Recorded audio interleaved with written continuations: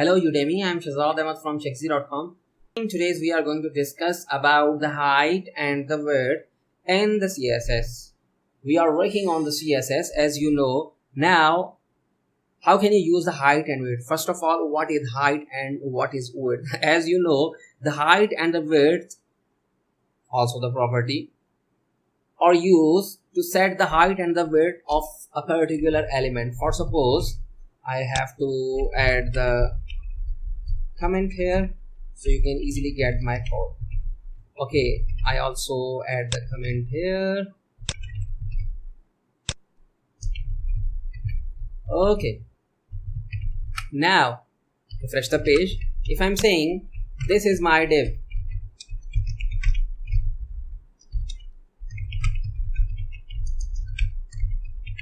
this is my div, and I'm saying this is empty div, nothing has happened. If I'm using the div selector and I'm saying that background color is red, make sure this is color. Okay, go to your page, refresh the page, nothing is happened. Why nothing is happened? Because your div is empty. So now if I'm saying add some width and height, for suppose width, I'm saying width is for suppose 300 pixel and I'm saying height is 200 pixel. Go to your page, refresh the page. So now as you can see, it's working fine.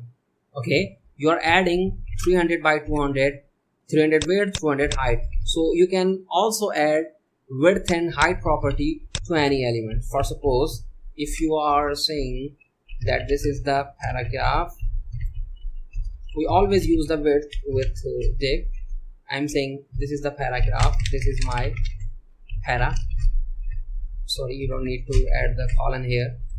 And I'm saying in the paragraph, I'm creating the selector. You can also use the ID and class selector. Okay, I'm saying para, and now I'm saying background color, copy this property and paste this property here, change the color. I'm saying olive, great. Refresh the page.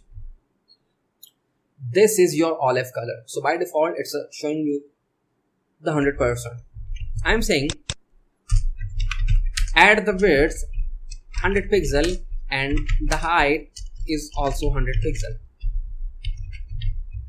Save the file, go to your page, refresh the page. So now as you can see, it's currently showing the width and height. If you are generating other text, so as you can see, it's currently showing on the separate line.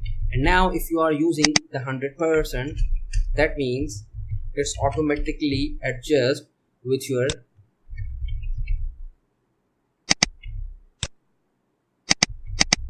screen.